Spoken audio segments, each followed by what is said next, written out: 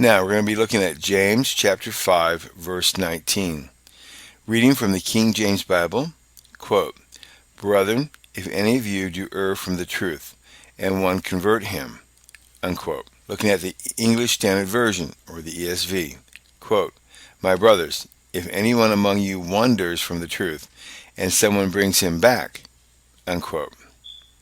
Looking at the Young's Literal Translation, quote, "Brethren, if any among you may go astray from the truth, and any one may turn him back," unquote.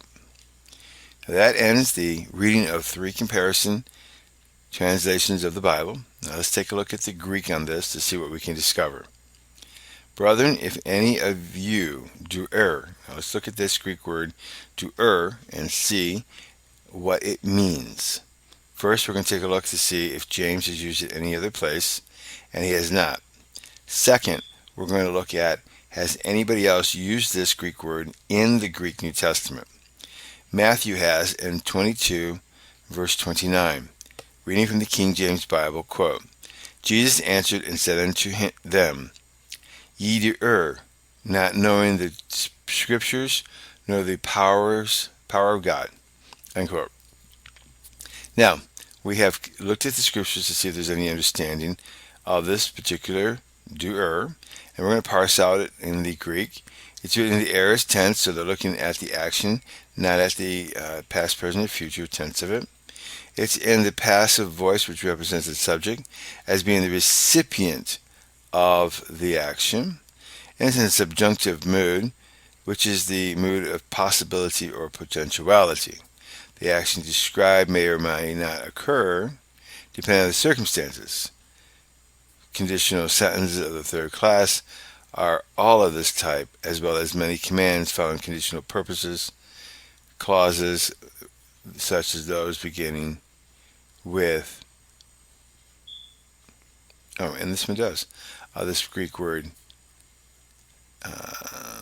henna, and this does. So this is a subjunctive, and it's may or may not have occurred. Okay, so in this one, have you do err from the truth? Oh, so you could possibly err from the truth. Continuing on, from the truth. Now let's look and see what has James used this Greek word for the truth, or anybody else as far as that goes, in the Greek New Testament.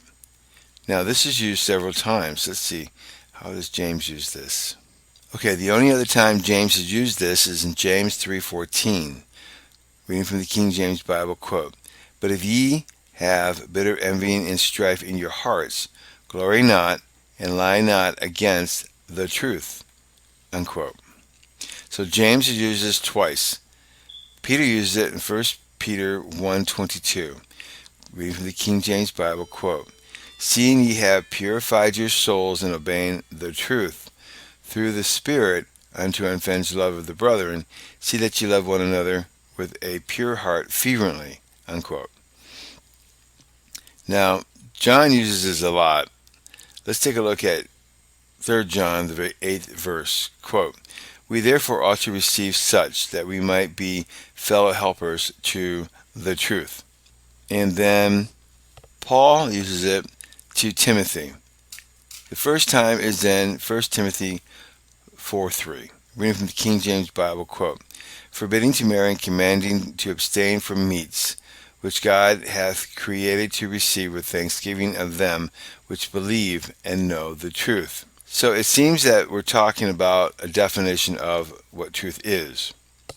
So let's go ahead and continue on with this parsing of the Greek now. And one, convert. Now let's look at convert. It's in the aorist tense, so they're looking at the action in that regards, past, present, or future. It's the active voice, which represents the subject is the doer, the performer.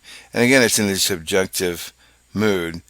So they're saying that this may be a possibility or potentiality, that the action may occur or may not.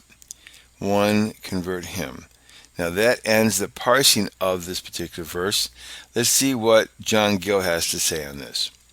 Quote, "Brethren, if any of you do err from the truth," unquote, "either from Christ, who is the truth, by departing from him, forsaking his ways, worship, and ordinances, or from the scriptures of truth, not speaking according to them, and embracing notions that are contrary unto them, and from the gospel, the word of truth, from the doctrine of faith, and from uprightness of life and conversation, after having made the profession of Christianity. For this is to be understood of one who has embraced the Christian religion, become a member of a church, and has walked in the path of truth and holiness, but now falleth into error, either in principle or in practice, or both. Quote, and one convert him, unquote, or turn him from his error to truth again. For this designs are not first conversion, or the turning of a sinner from darkness to light, from the power of Satan to God, and from the evil of a man's heart, the ways, and from a dependency on his own righteousness to the Lord Jesus Christ, to look to him for righteousness, life, and salvation, which is wholly and entirely God's work, and not man's. But conversion after backslidings, for a restoration from a fallen condition, is sometimes so called. See Psalms chapter 51, verse 1. Reading from the King James Bible.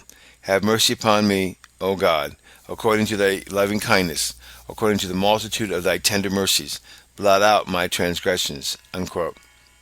Continuing.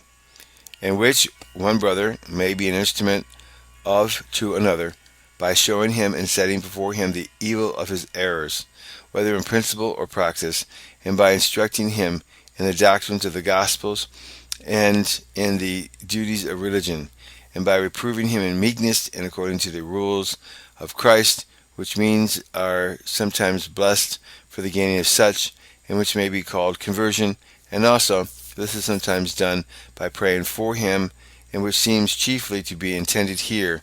For from praying for the healing of the diseases of the body, the apostle proceeds to encourage the saints to pray for one another for the healing of the diseases of the mind, and suggests that if prayer avails to the one, it may to the other, and which is most desirable and the greatest blessing, as follows. This ends John Gill's commentary on James chapter 5, verse 19. Thank you for listening to Discovering Scriptures. May God richly bless you as you study His revelations to you and mankind. This is Dr. Peter John Parisis. Thank you for listening.